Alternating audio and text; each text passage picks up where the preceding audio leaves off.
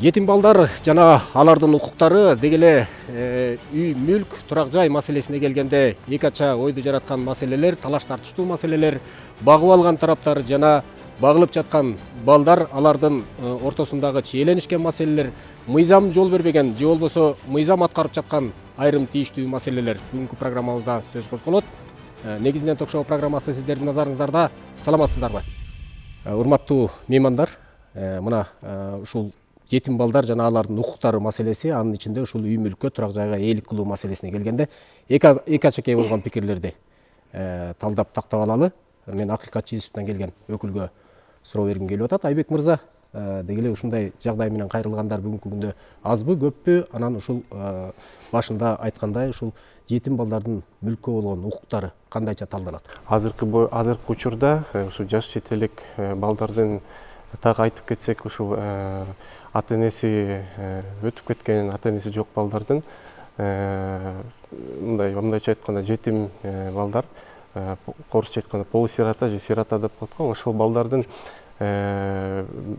мүлктөрү, кыймылдуу жана кыймылсыз мүлктөрү азыркы учурда мыйзам чегинде мамлекеттик органдар тарабынан жакшы иш алып барылбай жаткандыгын биз ушул 2000 ушул жылдын башында, биринчи кварталында Бишкек шаарынын социалдык өнүктүрүү башкармалыгында текшерүүлөрдү жүргүзгөнбүз. Ушул 4 райондун социалдык өнүктүрүү башкармалыгынын балдарды жана коргоо бөлүмүндө текшерүүлөр жүргүзгөнбүз. Ушул балдардын мүлкүн сакталышы боюнча. Ошол жакта 2021 жылдан баштап 2023 жылга чейин 474 иш каралыптыр балдар иштери боюнча комиссиясында. Алардын ичинен 405 иш боюнча, ошо мүлк маселеси боюнча иш боюнча, ошол сатканга, алмашканга же залогко койгонго макулдук берилиптир комиссия тарабынан. Ошол текшерүү жүргүзүп аткан учурларда балдардын ишин караганда, өздүк иштерин караганда, ал жакта ата энелери дейм да, мыйзамдуу өкүлдөрү, камкорчулары келип, жанагындай милдеттеме жазып беришет экен. Андан башка да башка иш кагаздарды топтошот экен, жана милдеттеме, нотариалдык түрдө милдеттеме жазып берип, ошол милдеттеменин негизинде алар балага ушул мүлкүн саткандан кийин башка чоңураак үй же квартира сатып беребиз деген макулдук алышат. Макулдук милдеттеме берип туруп, анан макулдук алышат экен да. Анан макулдук алгандан кийин жергиликтүү администрациянын комиссиянын токтому чыгат. Токтому чыккандан кийин алар үйүн саткандан кийин ошол жагы камкорчулар тарабынан, мыйзамдуу өкүлдөр тарабынан аткарылбай келет экен да. Анан чыр-чатактар жаралат. Анан мамлекеттик органдар ал маселени, ошол балдар боюнча иштеген мамлекеттик органдар ошол маселени көзөмөлдөп контролдош керек да. Анан ошол жакта башталат экен да чыр-чатактарчы. Камкорчулар өзүлөрү берген милдеттемени аткарбай. Анан бул жерде жанагы ата энеси жок баланын мүлккө бар тиешелүү укугу бузулуп жатат да. Мындай маселе менен кайрылгандар азбы, көппү? Акыйкатчы институтунда. Азыркы учурда көп болуп калды. Азыркы учурда камкорчулар кайрылат. Кайрылып, ушул мындай неме болуп атат да. Туугандары тарабынан мындай маселелер да болуп калып атат да. Бир ата энеси каза болгондон кийин туугандары жанагы балага тиешелүү үйдү, машинаны алып койгон учурлар дагы болот экен да. Балага тиешелүү мүлктү. Мындай бизде кыргызча эле деп, биздики болчу, буга чейин бизге оформленный болчу деп ушинтип алып койгон учурлар боюнча арыздар бар да. Юристтин, адвокаттын да пикирин угалычы. Бизде юрист отурат, Анархан Мусулумбекова. Анархан айым, ушундай фактыларда, ушундай процесстерде көп эле катышып жүрөсүздөр да. Кандай болуп чечилет, дегеле мыйзамда кандай каралган? Эми мындай да, жашы жетелек 18ге чыга элек балдардын өздөрүнүн жана кызыкчылыктары корголуш керек да. Анан эгерде 18ге чыга электе баланын укугу бар болсо, эгерде ошол баланын укугу ал деген 18-ге чыкпайынча, ал деген анын согласиясы жок, сатылбаш керек. Ошол баланын өзүнүн атында эле туруш керек да. Анткени ушундай эмелер, жагдайлар көп болуп атат да.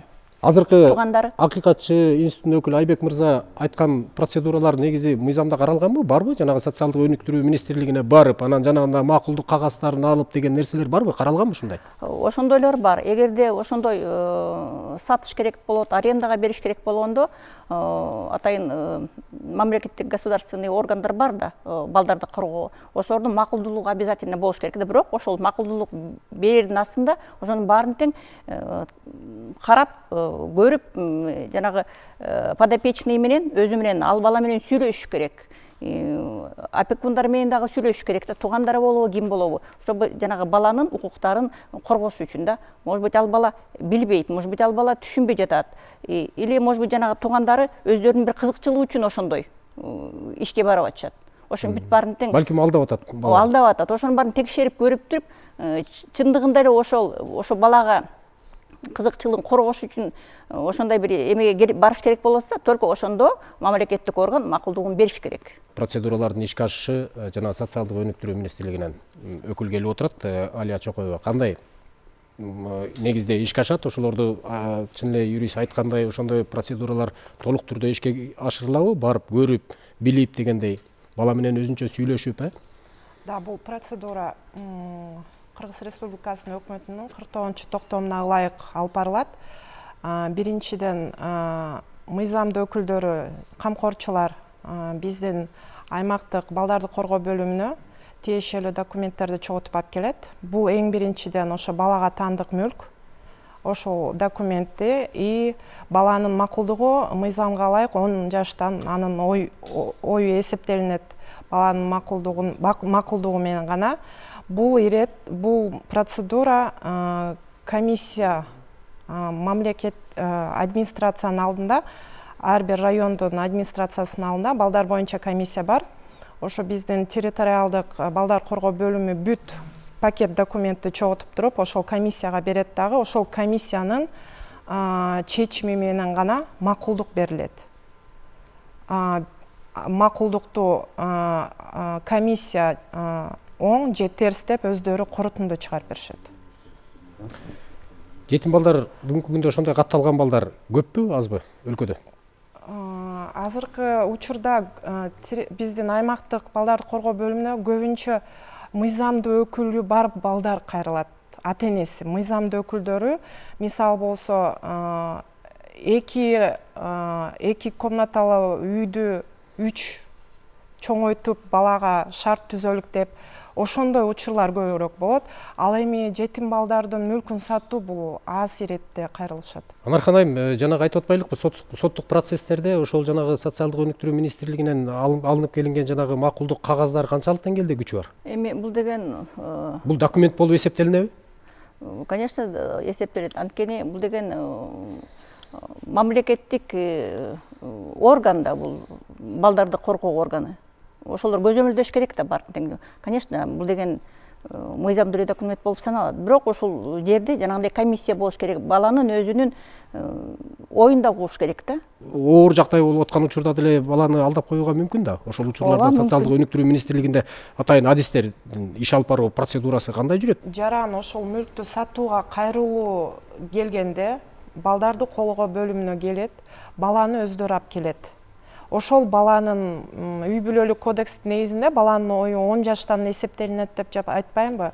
Ошол баланын оюн биздин адистер жазуу иретинде макулдук, мен мындай баламын, өзүмдүн ушундай мага таандык мүлктү сатууга, алмаштырууга макулмун деп өздөрү ошол биздин адистердин жанында өздөрү жазып беришет.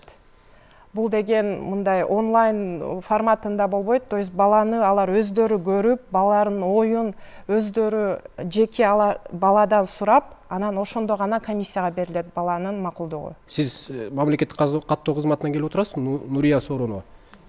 Мунун канчалык деңгээлде күчү бар? Эми бизде кыймылсыз мүлктөрдү каттоо боюнча эреже бар. Эреженин 213 пункту боюнча ошол макулдук болмоюнча, бул соц тармактын макулдугу болмоюнча биз ал мүлк боюнча эч кандай бүтүндөрдү жүргүзгөнгө укугубуз жок да. Эгерде ошол камкорчу ошол документтердин баарын алып келген болсо, алардын баары каттоочу тарабынан кабыл алынып, анан тийиштүү бүтүмдөр жүрүшү мүмкүн. Ошол акыбалда ошол бала менен жанагы багып алган тараптардын ортосундагы үй мүлктү каттатып алууга эмне документтер керек? Эмне сиздерден талап кылынган документтер кайсылар? Бул биринчиден өзүнүн ошол балага катталгандыгы боюнча документи өзүндө болуш керек да. Например, үйдүк болсо техникалык паспорту болуш керек. Андан сырткары ошол жанагы камкорчунун соттун чечими менен камкорчу болгондугу боюнча документи керек. Именно ошол экендигин далилдеп турат. Ошондой эле өзүнүн укук күбөлөндүрүү, өзүнүн документи болуш керек. Баланын документи, өзүнүн документи, камкорчунун. И ошол жанагы же соц тармактан берилген макулдук жана райондук администрациянын өзүнүн токтом түрүндө чечимдери керек. Ошолордун баарын тиркеп кошо барып алып барыш керек. Бүгүнкү күндө ушул чыр-чатакка аралашып кайрылгандардын саны азбы көппү деген маселеге келгенде, ошол Кыргыз Республикасынын башкы прокуратурасынын коррупцияга каршы аракеттенүү жана мыйзамдардын аткарылышын көзөмөлдөө башкы башкармалыгынын улук прокурору Шабданбек Караев отурат. Шабданбек мырза, ушул маселе менен кайрылгандар, арыз жазгандардын саны азбы көппү сиздерде? Негизинен башкы прокуратуранын атайын бөлүмү бар. Ошо балдардын укугун коргоо боюнча прокуратурадан бир топ алгылыктуу иштер жүргүзүлүп жатат. Мисалы үчүн 2023 жылы жалпы 90 текшерүү болуп, анын ичинен 195 мыйзам бузуктук аныкталган. Ошонун алкагында тиешелүү прокурорлук чара көрүү актылары келтирилген. Bir misal kılıp aytıp ketsem, bugün күндө азыр bir Бишкек шаарынын биринчи май райондук прокуратурасынан текшерүү жүргүзүлдү, пландуу текшерүү. Азыркы айтылып жаткан жагдайлар аныкталган да.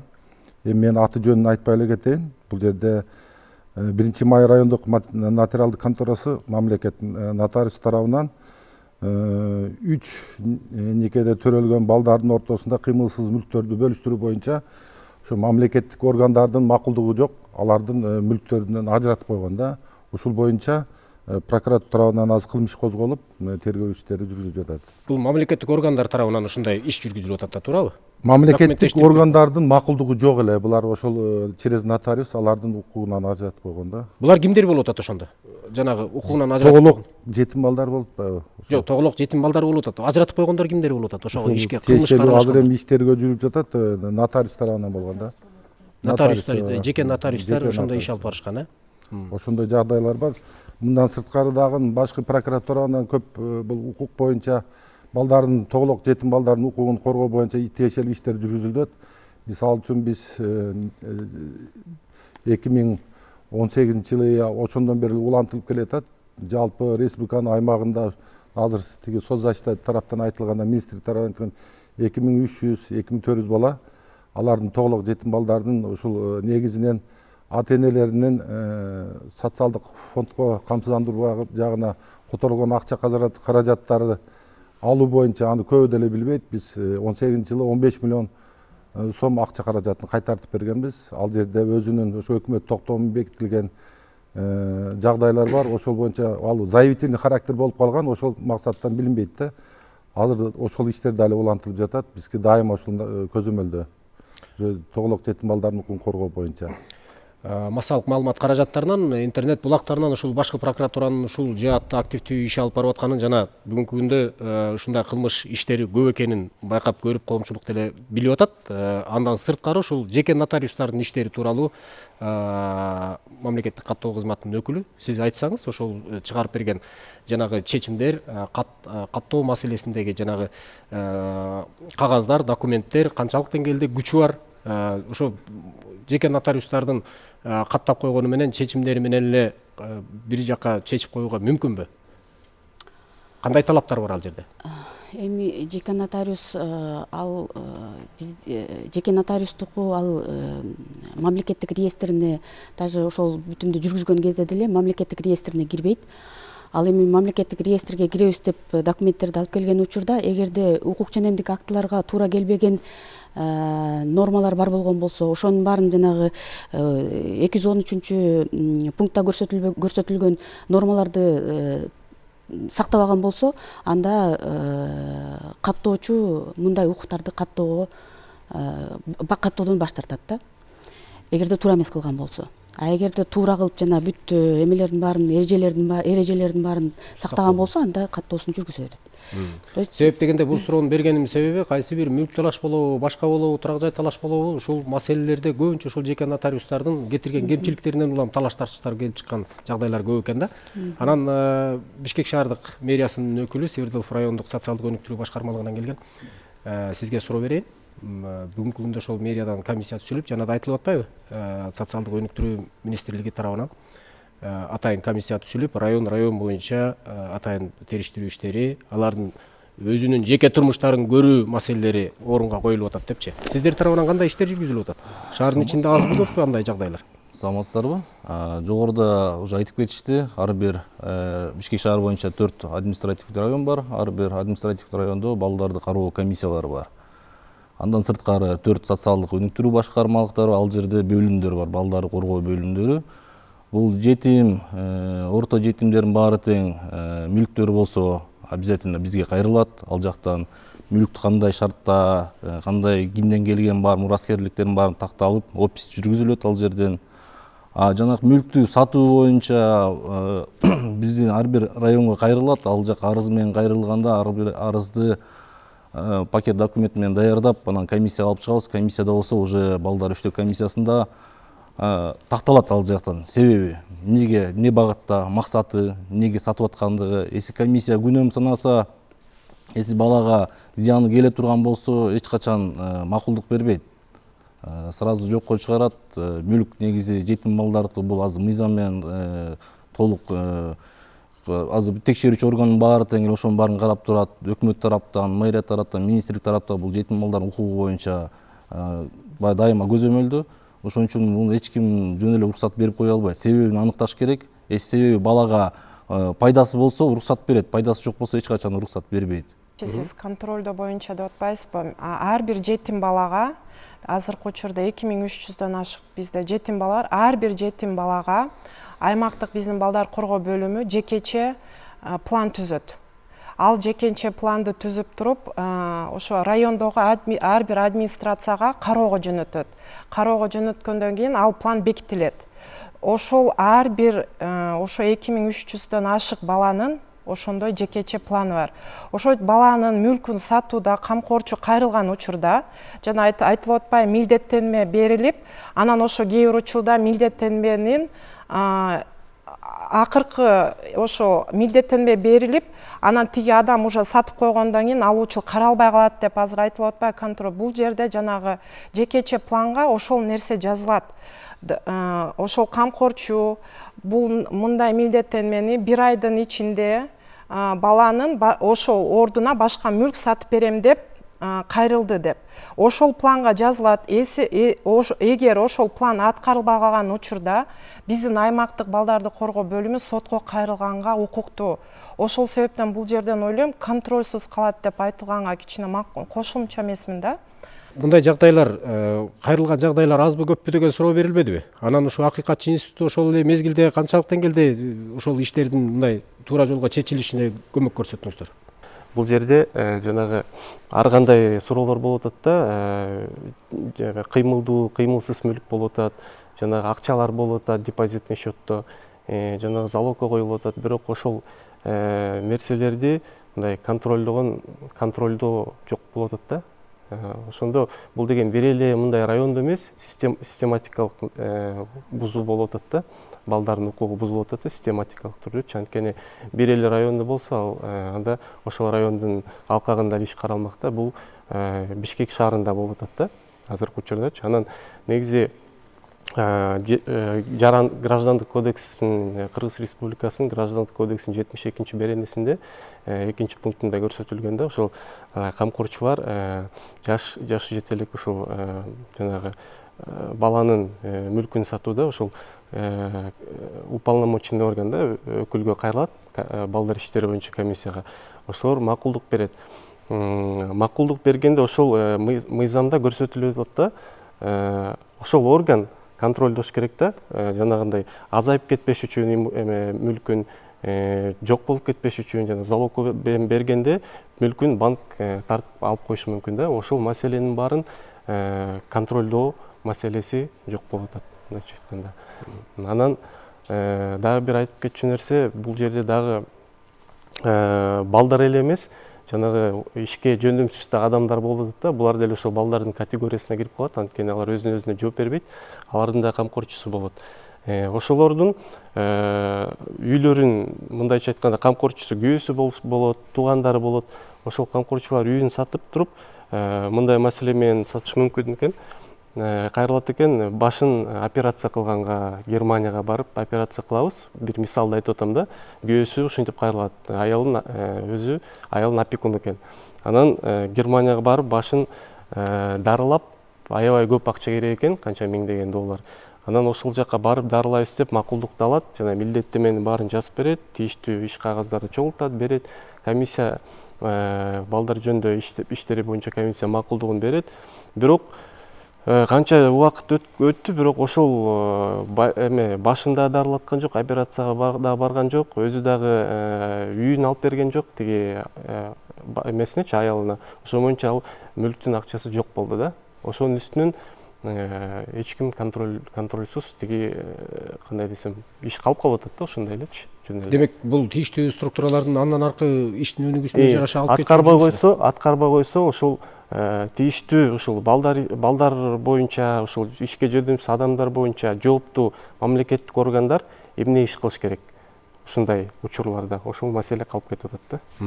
Эми бул учурда бир эле ошол ата энеси жок балдарды эле кеп кылбашыбыз керек да. Ата энеси бар туруп баласын таштап кеткен балдарда жагдайларда болот. Бул учурларда багып алган тарап, анан ата энеси бар турат, бирок баланы карабай койгон жагдайлар, анан кийин ошол балага калган мурасты кийин талашуу үчүн же бир сатып пайдалануу үчүн кайрадан баланы өзүнө каттатуу маселелери да келип чыккан жагдайлар бар да. Мындай маселе менен кайрылгандар барбы?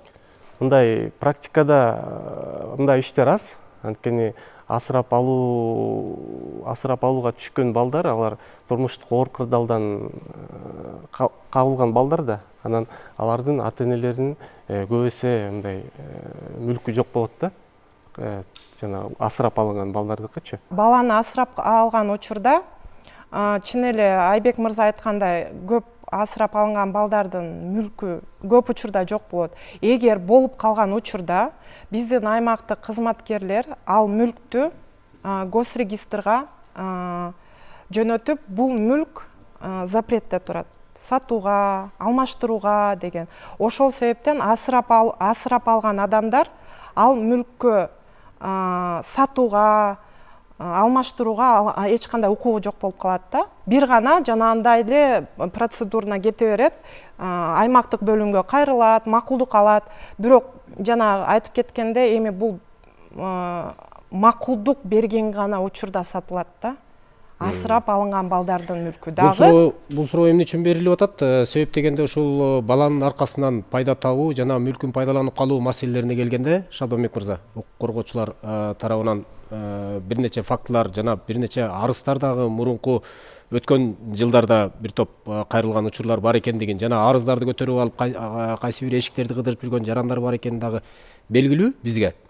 Ошондой учурларда аныктоо маселесине келгенде, жанагындай тийиштүү структуралар, социалдык өнүктүрүү башкармалыктары, акимият жана башка тийиштүү структуралар биригип алып, жанагы үйдү пайдаланып калуу, сатуу, аны бөлүп алуу маселелери дагы келип чыккандыгы, эми бул жылдар эмес, өткөн жылдарда келип чыккан ушундай маселелер жарандар тарабынан белгилүү болгон. Ушундай бүгүн жокпу мындай маселелер? Сиздерде катталган. Азыр эми сиз туура айтып атасыз, эми жерлерде болушу мүмкүн.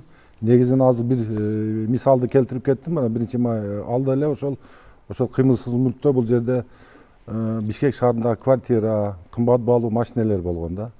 Ошол сиз айткандай эле ошондой жагдайлар бул жерден жеке нотариустун жанагы кетирген кемчилигинен болуп атат. Эми бул тергөө жүргөндөн кийин аныкталып, ким күнөөлүү күнөө эмес сотко барганда билинет. Бирок ошол жетим балдардын укуктарын коргоо боюнча тиешелүү иш-чаралар министрликтин кызматкери айткандай тиешелүү иш-чаралар жүргүзүлөт. Ошол тергөө ишине жана баштан аягына чейин ошол аймактык өкүлдүн кызматкерлери катышат. Булар мыйзамдуу өкүл болуп табылып, жеринен негизинен эле булардын укуктары эч качан дебеленбейт. Мыйзам чегинде чечилет да негизи. Бизде социалдык педагог Зебиниса Калмурзаева отурат. Жанатан бери тийиштүү структуралар айтып аткан жоопторду угуп атасыз. Деги эле балдардын укуктары кантип корголуш керек? Алар менен биз кантип иштешибиз керек? Мектептердин бардык эле мектептерде баягы форма 1, форма 2, форма 3 деген бизде формалар бар. Форма 1 бул тогулук жетим, форма 2 бул жарым жетим, форма 3 бул социалдык жетимдер.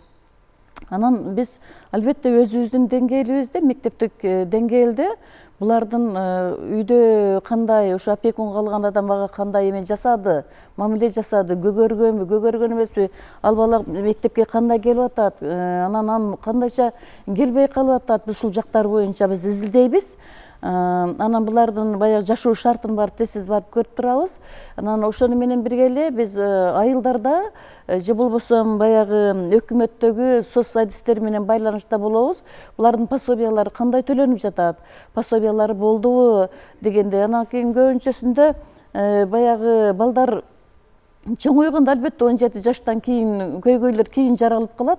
Булардын мана баягы эмеси барбы, берки үлүш жерлерини ошо баягы опекунга алган же тайеке тиги булары ошолор эме кожоюндук кылып алгандарын болот. Ошондо биз эгерде биз мектеп курагында биз андай иштерге биз аралаша албайбыз, бирок жөнөкөй эле мисалы үчүн айылдык депутат болчу болсок ошондон биз аралашып калабыз да. Анан жана бул жакта эме берки эме ким айым айткандай бизде 2300 баягы жетимдер, тогулук жетимдер бар. Буга ар бирине жекече иш алып барып жатабыз деген таризде айтып жатасыз. Мен буга анча макул эмесмин. Себеби балдар деген негизинен мектепте булар өздөрүнүн укуктарын билишпеген жетим балдар, жарым жетимдер көп. Ал үчүн мен айтайын дегеним, буларга атайын кандайдыр бир ушу баягы жетим балдардын баягы өздөрүнүн баягы жеке эмесиге тийбеш үчүн, баягы жеке намысына тийбеш, жеке бир аларга бир жаралуу жүрөктөрүнө тийгизбегендей кылып буларга бир семинар өткөрүп өздөрүнүн укуктары жөнүндө буларга үйрөтүү керек. Булар өздөрүнүн укуктарын билишпейт. Жанагындай өздөрүнүн укуктарын билбегендиктен анан жанагыдай баягы кыймылсыз мүлктөргө кол коюп берип жатышат булар. 10 жаштагы бала эмнени билмегеле. 10 жаш, 11-12 жаштагы бизде баягы мыйзамыбыз деле өзү чийкирээк деп ойлойм. Кээдечи балдарыбыз ыйлап калгандар көп. Ошондой эмелерден алгандар. Ошондуктан буларга баягы мыйзамды карап, ушул жерлерин карап, атайын буларга бир жылда бир жолу, эки жолу өздөрүнүн укуктары боюнча семинарларды окуу өткөрүш керек деп ойлойм да.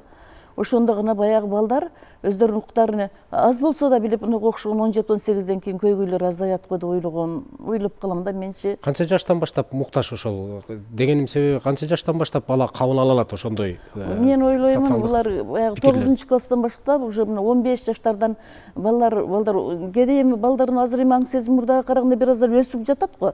Кээде бир 13-14-15 жаштардан уже балдарга окутууну жүргүзүш керек. Балдар билиш керек. Бизге ошондой балдар, биз баягы өзүбүздүн балдарыбызга эле эме кылабыз да, алар бизге келип анан кээде менден ушундай суроолорду бергендер болот да, эже менде ушундай эмелерим болуп атат. Эртең менин үлүш жайларымды сатып жиберет экем деген окуучулар бизде кездешкен да.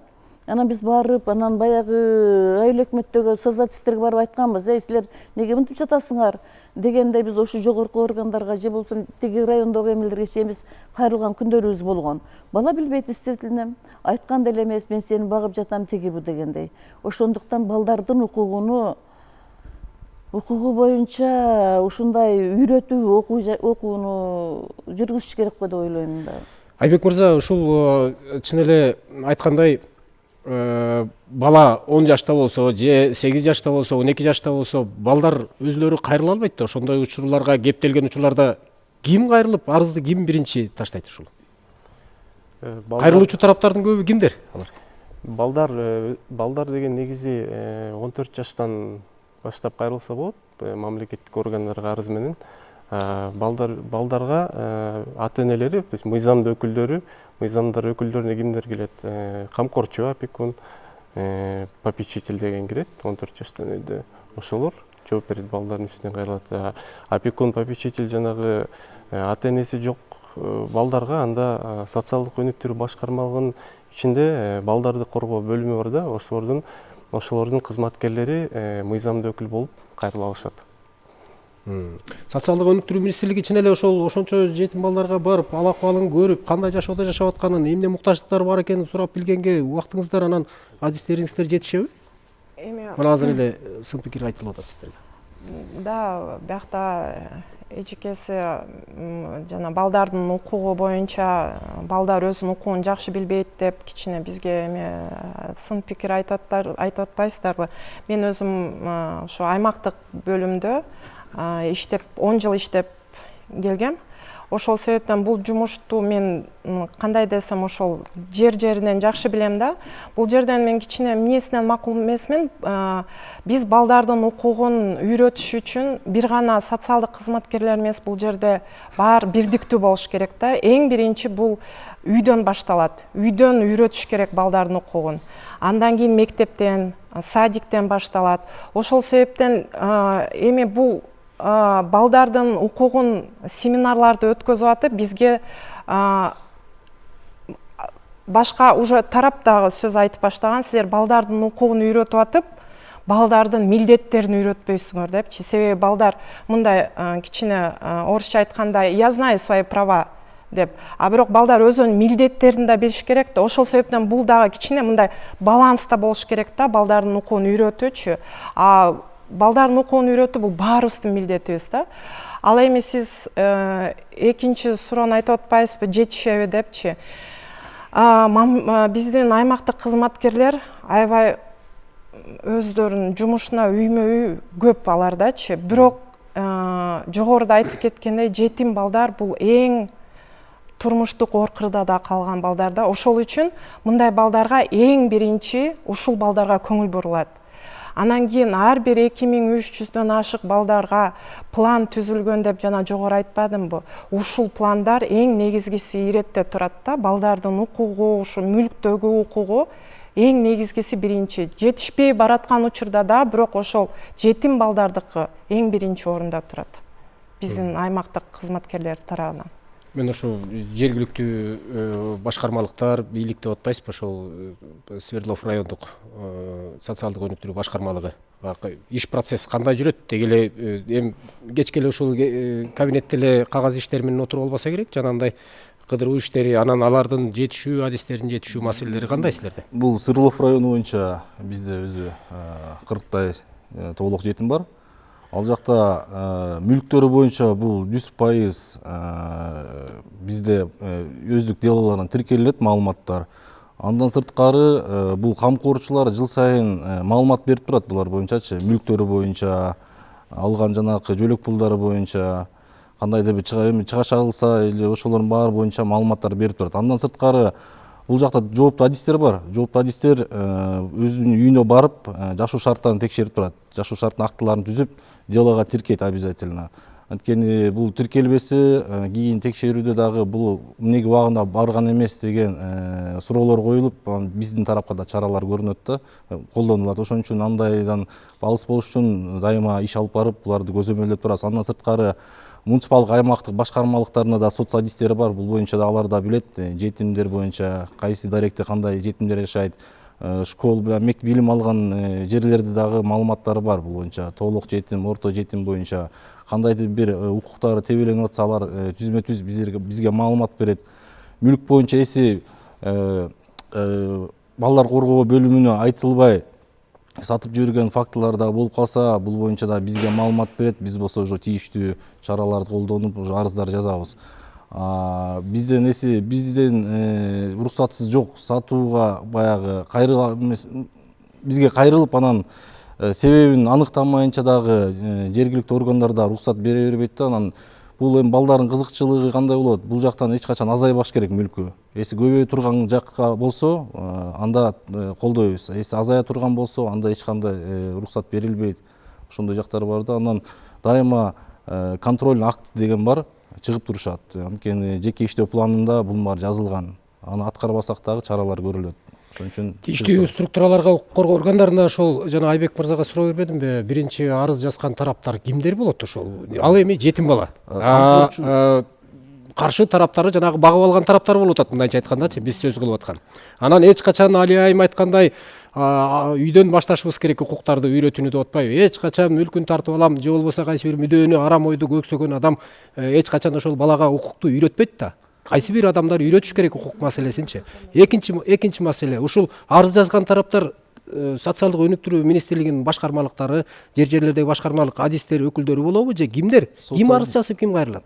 Если ошондой фактылар каттала турган болсо, уруксатсыз сатылып кеткен болсо, анда если мыйзамдуу өкүлү, камкорчусу арызы менен кайрылбаса, анда социалдык кызматкерлер чыгып арыз жазыш керек. Дагы башка структуралардан кимдер аралашат ушуга кызыктар? Милдеттүү. Надзорный орган кайрылат. Прокуратурага кайрылабыз, ал турган иш. Если ошондой эле милиция кызматкерлеринин белги болсо, алар да кайрылса болот. Ушул бала жабырланып атат, ушунун укугу тебеленип атат деп кайрылган адамдар ушул. Сиздердин кызматкерлер дагы? Жарандык коомдун кайрылса, если маалыматтары болсо. Акыйкатчы институту. Акыйкат институту. Бирок эми укук коргоо органдары катары акыйкатчы институту. Эң биринчи баягы бизге маалымат келип чөт, ушундай баланын укугу тебеленип атат десе, эң биринчи биздин кызматкерлер кайрылыш керек. Сизге дагы бир суроо, жанагы багып алган тараптар деп атпайлыкпы, ата энеси да тирүү турат, асырап алган тараптар, ошондой маселелер менен кайрылгандар барбы сиздерде? Эми ал жактан кайрылган эми андай көп кайрылбайт. Көп деле мен эсимде деле жок. Бирок мындай кайрылганда дагы себебин аныкташат. Камкорчу ата энеси тирүү, бирок камкорчу бар да. Ооба. Анан бирок пайда табуу үчүн эле же мүлктү эгилип бөлүп алуу үчүн эле анда эч качан мүлктү бирөө басып алганга жол кире берип жемесин жол бербейт. Баланын мүлкү болсо, балага только сарпталыш керек. Кирешеси дагы ошо балага, кирешеси түшсө дагы ошол депозиттик счет ачылат, ошол жерде чогулат, кийин балага эле сарпталат. Үчүнчү тараптарга эч качан басылып алса дагы маалымат берсе, ал жактан да чара көрүлөт. Анткени анын эмне себептен басып алганын аныкташ керек да. Ошону аныктап туруп, если мыйзамсыз басып алса, баланын кызыкчылыгын колдоо коргоп, ошол жака чечим чыгарып беришет. Жеңиш айым, сиз кошумчалайын деп атасыз. Дагы эме айтайын дегем, азыр дагы баягы бала деген только укугун эле эмес, милдетин да билиш керек деп жатат. Милдетин баары айтат экен да, жетим балагачы. Сен милдетиң тигинде, сенин милдетиң бул, сен иштешиң керек, сен биз багып жатабыз теге бу деген милдетин аябай жүктөп эле коебуз да аларгачы. Анан укуктарын алар билишпейт, укуктарын алар атайын айтышпайт. Алар мен мисалы айтайын, булардын депозиттери бар, жакшынакай баягы пособиялары бар мамлекеттен. Вот ошол баланын колуна тийбейт эч качан. Ал ошо багып алган опекундан же болбосо кимдин колунда болсо, ошонун эмесинде гана болот да. Мисалы ошо биздин бир окуучубуз баягы кыштын күнү мына ушундай аябай чоң бир бут кийим кийип келип жүрдү да. Анан баягы боорум ооруду, мен боорум ооруп, чакырып, анан айттым, анан сабакка даже көбүнчө келбейт. Кандай жумуш болчу болсо, ушул бала жасайт. Беркилери жасабайт, только ошол бала жасайт. Анан кийин мен айттым, баягы окуучуларга айтып жатам да, болот го эми биз унчукпайбыз балдар. Болбосо биз баягы балдарды мектептен калдырбайбыз, биз баягы строгия болуп туруп, анан болот го биз унчукпайбыз. Болот кечип келсе деле биз унчукпашыбыз керек балдар, биз болоттун эмесин билебиз. Аны биз только колдошубуз керек дедик. Баягы эменин бутундай. Берки ошо таекесинин бут кийими да 45-размерде кийип атат, аябай чоң. Анан ошондо баягы үйүнө барып анакимиз айттык да, эмнеге эме кыласыңар? Жок мында пособие деп ушундай десе, кие берет, бул бүтүн го деп ушундай деген да. Бүтүн. Берки балдар аябай жакшынакай эле эме кылат. Биз эми баягы мектепте болгондон кийин баягы ручкасынан баштап көңүл бурабыз да.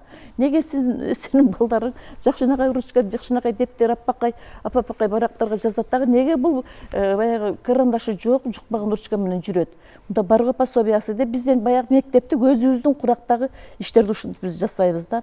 Айтайын дегеним дагы бир эмеси, ушу мектептеги соцпедагогдор менен эмелер берки өкмөттөгү райондогу социалисттер байланыш болуш керек. Формализм бар. Барбы байланыш? Формализм бар да, формализмди сиз азыр айтып жатасыз, мэриядан келген экенсиз. Аткардык, жаздык, биз үйүнө бардык, биз көрдүк деген бизде формализм күч. Формализм, мисалы мен ошону үйүнө барып эме кылган, мен чуркап жүргөнүмдө гана келип анакин ооба деп калды. Ошондо деле берки баланы жабыркатат эле. Белки карап жаткан опекунчу сен барып айткансың, сен эме кылгансың, тиги булсун дегендей эмелер болот да, ошону тез барып турса мына ошого окшогон көйгөйлөр жок болот. Анан берки эме кыймылсыз мүлк боюнча бул уже бизден чыгып кеткенден кийин башталат алар. Ошо кыймылсыз мүлк боюнча Анархан айым, ушу соттук процесстерде эмне документтер көбүнчө талап кылынат? Анан ушундай процесстерде соттун акыйкаттуулугу кандай бүгүнкү күндө? 14 жашка чейин алар деген камкордук алынат да. 14 жаштан өйдө алар деген көзөмөлдүк алынат. Анан ошол балдардын кыймылсыз мүлкү сатылып кетсе, конечно, биринчи очередь жана мамлекеттик орган бар да балдарды каргоо. Ошолордон суралат да, эме үчүн сатылып кетти депчи. Ошолорду жанагы тийиштүү органдар болот, прокуратуралар, ошолор сотко кайрылат. Сотко кайрылган, конечно, ошо балдардын кызыкчылыгы үчүн каралып, кайра ошо балдарга кайрылып бериш керек. Мыйзам суч сатылып кеткен органдарга. Туура эмес болгон чечимдердичи. Ошол жокко чыгарып туруп, кайра сот жактан кыймылсыз мүлк кайра балага кайтарылып берилет да. Потому что ал сатылбаш керек. Бала өзү 18-ге чыкканга чейин деген жашы жете элек да. Ошон үчүн жана камкорчулар, туугандары, көзөмөлгө алгандар ошондой туура эмес чечимге келип калганда, ошо сот менен эле чечилет. Кайра балага кайрылып берилиш керек. Сот менен чечилип, кайсы бир багып алган тараптарга чечилип калган маселе, кайра кайсы бир арыздын негизинде кайра иш козголуп, кайра сотко өткөн учурлар көппү, барбы? Ошондой учурларда кандай укук коргоо органдары кандай иш алып барыш керек? Негизинен азыркы айтылып аткан жагдайлар боюнча бул ошол тууган урук ата-энесинен ажырагандан кийин негизинен бизде бир туугандары, жакынкы туугандары ошол камкорчулукка алат да балдардычы. Негизинен анан кээ бир учурларда бул кээ бир учурларда бар, бирок балдар кодексинде конкретно ал жерде көрсөтүлгөн тиешелүү мамлекеттик органдардын макулдугу жок бир мүлк же арендага, ижарага, ошондой эле сатууга, тиги банкка залогко койгонго мүмкүн эмес да. Ошон үчүн комиссия бар ал жердечи. Ошо комиссияга жазгандай азыркы жогору жакта министрликтин кызматкерлери айтып кетти. Ошо жагдайлар каралып, бардыгыга ынангандан кийин тиги комиссия макулдук берет да. Ал бир случай жана айткандай комиссиянын буйтап кеткен учурлардан бар. Ошол азыр бир случай боюнча бизикилер кылмыш козгоп, азыр кылмыш тергелип жатат. Бул негизинен ушу балдардын укугун коргоо боюнча ошол ыйгарым укуктук өкүлдөр өздөрү биринчиден ошол бизге арыз менен кайрылат көп иреттерде. Ошолор атак жанагы опекундар эми өздөрү баягы камкорчулукка алгандар өздөрүнүн мыйзамсыз аракеттерин жаап жашырганга аракет кылат да. Социалдык коргоо министрлигинин, камсыздоо министрлигинин кызматкерлери жер-жеринен. Мындай мисал үчүн азыркы айтылган дискуссия болуп жатат бул жерде. Негизинен жана мамлекеттик органдар бири-бири менен жакшы иш алып барбайт деген боюнча биз мына былтыркы жылы ошол бир неделя ошо башкы прокуратуранын демилгеси менен окуу өткөрдүк. Ошол жерде саламаттык сактоо министрлиги, социалдык камсыздоо, эмгек социалдык камсыздоо министрлиги кызматкерлери, ошондой эле билим берүү министрлигине районалар, ошондой эле балдар менен жаш өспүрүмдөрдүн иштөө инспекторлорунун катышуусу менен жалпы бир неделялык окуу өткөрүлдү. Ошол жерде азыркы айтылган ошол оор кырдаалда турган балдарды аныктоо боюнча ошо ведомство аралык ишти жүргүзүү боюнча окуу өткөрүлүп, ошол жерде ушул маселелер көтөрүлгөн. Ошо жетим балдардын мүлктөрүн кантип аныктоо негизинен ошол сиз айткан жана балдар мектепке келбеген боюнча өзү мен статистикалык данный боюнча социалдык камсыздоо башкармалыгына балдардын караганга эми негизинен булар да өзү бир райондо болсо бир 3-төн 4төн эле бөлүмдө иштейт да, негизи адистер иштейт. Мында алып караганда чоң райондордо балдардын саны өтө көп. Мисал үчүн конкретный булар өзү физически жетишпейт, өзү негизичи. Ошо баягы сиз туура эмне кылып кеттиңиз, жетишесиңерби, жетишпейсиңерби деп. Булар тартымды окшойт. Айткан негизинен ушул жерде башка мамлекеттик органдар да жардам бериш керек да. Ошол жер-жеринде айыл өкмөттүн кызматкерлери, социалдык адистери бар. Жергиликтүү бийликтер. Ошол эле сиз айтып аткан соцпедагогдор биринчи ушул баардык болуп жаткан жагдайды соцпедагогдорго маалым болот да. Эми ортодо мыйзам турат, мыйзамдын алкагында иш алып барат. Бардык нерсе мыйзамдын алкагында иш жүрүшү керек өзү. Бардык структуралар ошого таянат да, ортодо турган мыйзамга. Бирок ошол мыйзамдын кайсы бир жерлерде кагылышкан учурлары барбы? Мыйзамда туура эмес жагдайлар да болушу мүмкүн. Аларга дагы өзгөртүү киргизүү керек деген пикирлер да айтылып атат. Сиздин оюңуз боюнча. Эми негизинен азыркы иштелип жаткан мыйзамдарга эми баягы азыр мына үй бүлөлүк кодекске дагы өзгөртүүлөр киргизилип жатат. Азыр негизинен коомдук окууга чыкты, азыр талкуу жүрүп жатат. Биз дагы ошол боюнча карап өзүбүздүн ой пикирлерибизди беребиз.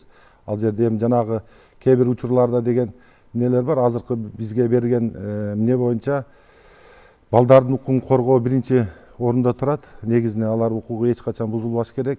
Сиз азыр бүгүнкү биздин темабыз боюнча ошолордун мүлктөрү боюнча да негизи анан негизинен эле баягы жаш балдар эки ата энесинен ажырагандан кийин эле социалдык камсыздоо бөлүмдөрү негизинен алар сразу жеринде ошо эсепке алып коргоо планын түзөт. Ошо негизинде сразу өздөрүнүн мүлктөрүн аныктоо иши жүргүзүлөт биринчичи.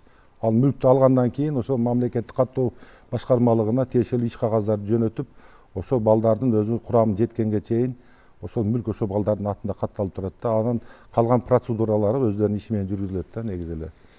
Чын эле ошол мүлктөрдү аныктоо жана балдардын укуктарын таанытуу, билдирүү маселелерине келгенде сиздердин ишиңиздерде ушул эле суроо. Мыйзамдарда бир карама каршылыктуу келген жагдар, сиздердин ишиңиздерге тоскоол болгон жагдайлар болушу мүмкүнбү? Азыркы иштелип келаткан мыйзамдарда биз балдар жөнүндө кодекс жана үй бүлөлүк кодекс менен иштеп жаткан жерде бул жерде жетим балдардын укугу боюнча карама каршылык деле мындай жагдайлар азыр өзгөртүүгө муктаж болгон жактары жок. Жок деп атасыз. Азыр Мамлекеттик каттоо кызматындачы? Биз жактан деле Буга чейин пикир сунуш киргизип бир өзгөртүүгө бир муктаждыктар болду беле сиздерде? именно балдардын укугун коргоо боюнча, именно мүлктөр боюнча бизге андай даже арыздар түшкөн эмес. Ошондуктан биз бул жерде мындай кемчиликтерди көргөн жокпуз. Өзүбүздүн пайдаланып аткан эрежелерде ошондой эле мыйзамдарда. Талаш тартыштуу жанагы эле суроо, ошо талаш тартыштуу маселелер сиздерге байма-бай келип турабы? Ошо мамлекеттик каттоо кызматын соттук процесстерде деле катышууга мүмкүн болгон жагдайлар болушу мүмкүн да? Ооба, соттук процесстерде эми азыр санын айта албайт экем. Болгон учурлар болуп атат. Себеби бизге деген биз борбордук центрде иштейбиз. Ошол борбордо бизде бүт болуп аткан соттук процесстер боюнча маалыматтар келип турат. Бирок эми именно балдар боюнча мен иштегеним мына сентябрдан баштап ушу бөлүмдүн башчысы болуп иштеп атам, бирок мага андай процесстер боюнча маалымат келген жок. Анархан айым, ушу соттук процесстерде жанагы мыйзамдардын туура эмес келип калган жагдайлары өзгөртүүгө муктаж болгон айрым маселелер болуп калган учурлар болобу, болбойбу? Мен практикамда андай болгон эмес. Боло элек. Жок. Мыйзамдарда сиз көргөндөрдөн жокпу андай? Жок. Арсен мырза, сиз билгилей аласызбы ошондойду? Бизге эми жетимдер боюнча эч кандай көйгөйлүү жок. Бизде деген көйгөйлүү ата энеси барлардыкында болуп атат да. Ата энеси болсо дагы, бирок комиссиянын чечимин алып келгиле деп кайрылышат да. Ата энеси бар, бирок мүлк балага катталган. Ошондой жактардан кайрылышат, уруксат бергиле депчи. Анан биз ошол боюнча дагы сунуштарды бергенбиз. Эми жаңы редакцияда көрөбүз кандай эске алынган жокпу. Социалдык өнүктүрүү министрлиги, социалдык өнүктүрүү жер-жерлердеги башкармалыктары деги ошол жетим балдардын эң бир таяна турган, таянычы жана алардын укугун коргой турган эң бир органдардын бири, баштапкы орган катары карасак болот экен. Анын ичинде ошол сиздер көзөмөлдү кандай жүргүзөсүздөр деген маселеден баштаганыбыздын себеби да ошол да. Бирок кантип ошол канча убакытта бир эске алынып, анан бир график менен текшерилип турабы, же болбосо ошол сиздердин иштөө процесс кандай жүрөт негизи? Кайсы учурларда же арыз менен кайрылган учурда эле барып текшерүүгө алынабы? Жок, жогоруда айтылып кетпеди, ар бир жетим балага биз азыр жетим балдар жөнүндө айтып атабыз да. Ооба. Ата энеси, эки ата энеси жок балдардын ар бир балага план түзүлөт депчи. Ошол планда ошол процедуралар жазылат. Мисалы мүлк боюнча, мисалы бир айда милдеттенме берилсе, бир айдан кийин барып ошол милдеттенме аткарылды деп текшерилет сот кызматкер тарабынан. 2 кабаттуу үйдү 3 кабаттууга алмаштырдыбы деп милдеттенме жазып берет да, сатуудачы. Мисалы сатууда айтылып кетсек, ошол бир ай мөөнөттө деп жазып берген учурда, бир ай деп ошол 2 сурок коюлат дагы, ошол учурда соц кызматкер барып, үйүнө барып текшерилет. Бул милдеттенме алган учурда. Учурда. Ал эми жөн жай турмушта ушул көзөмөлгө алуу жана укук маселесине келгенде социалдык өнүктүрүү министрлигинин кызматкерлери, башкармалыктын кызматкерлери барып көзөмөлгө алууда канча, бир жылда мисалы же бир айда канча жолу барып текшерип карап негизи турасыздар? план түзүлгөндө башында, мисалы бир жылдын ичинде жагдайга жараша бир айда башында, бир айда бир текшерилет. Андан кийин уже мындай арыз кайрылуу менен уже текшерилет. Себеби дегенде бирдикте иштейлик деп айтып атпайлыкпы? Эгер ушу мектеп тарабынан же болбосо башка жарандар тарабынан кайрылган учурда, анан уже соц кызматкерлер текшерет. Бирок негизи ар бир жетим балага биздин соц кызматкерлер өздөрү ар бир эмеге закрепленный биздин соц кызматкерлер бар. Алар өздөрүнүн графиги менен текшерип турат. Эми кабыл алуу кандай болду экен дейм да, ошол сиздер текшерип барган учурларда, мисалы прокуратура кызматкерлери форма менен барса, сөзсүз түрдө жакшы эле кабыл алышат, келгиле деп тосуп алышат. А сиздердин кызматкерлерди кандай кабыл алышат? Ошо багып алган тараптар. Эми бул адамга жараша же урушуп бизге кереги жок эч кандай көзөмөлдүн деп дарбазаны жаап алышабы? Эми андай учурлар да бар. Аны жок деп да айтканга болбойт. Андай учурлар болот. Да, андай учурлар болот. Эми айтып атпаймынбы, жогоруда мен өзүм иштеп кеткем депчи.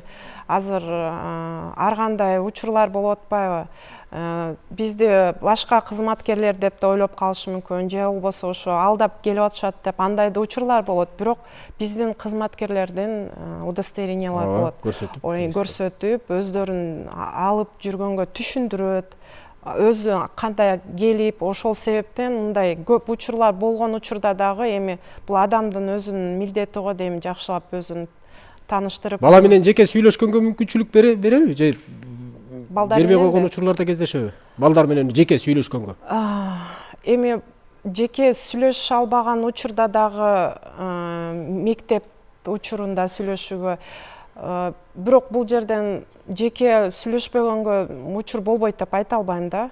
Себеби дегенде ал учурда уже адам коопсуздугу баланыкы чектелген болот. Эми бул учурда мындай учурлар кездешпейт го деп айта алам да. Арсен мырза, толуктап кетесизби? Бул жакта камкорчу дайындалып атканда бүт түшүндүрмөлөр, жоболорго ылайык баарын түшүндүрмө берилет.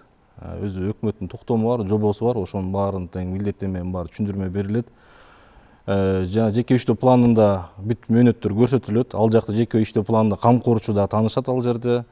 Ал жакта жооптуу мекемелер бар. Ушул эле социалдык өнүктүрүү башкармалыгы, билим берүү, медицина тармактарынын баарын тең иш пландары бекитилип берген. Ошонун негизинде иш жүргүзүлөт. Үймө үй барып кыдырууда бул жакта ай сайын, квартал сайын, жарым жыл, бир жыл кылып каралат. Тоскоолдуктар барганда эч кандай жаралган моменттер болушу мүмкүн, бирок көп жерден андай болбойт. Үй бүлө менен да жолугат, бала менен да жеке өзү менен да жолугуп сүйлөшүү, ой пикирлер алмашып, калуу тилектерин баары эске алынат.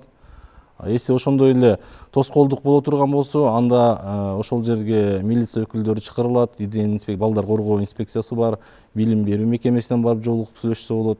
Жолугуп сүйлөшүү или чакыртылып сүйлөшүү шарттары бар да. Тоскоолдуктар болушу мүмкүнгө жол бербейбиз да. Дайыма жолугуп сүйлөшүп турабыз. Биздин убактыбыз келип калыптыр, аяктап калыптыр. Ошон үчүн жыйынтыктоо катары Зебин Исайым, сизге мен сөз бергим келип атат. Жактоочу Анархан айым экөөңөрдөн башка бул жерде тийиштүү структура өкүлдөрү экен, баягы мамлекеттик органдын өкүлдөрү. Сиз ушул иштөө процесстерин жүрүшү, балдардын укуктарынын сакталышы тууралуу кандай ойдо кылдыңыз бүгүнкү күндө? Рахмат.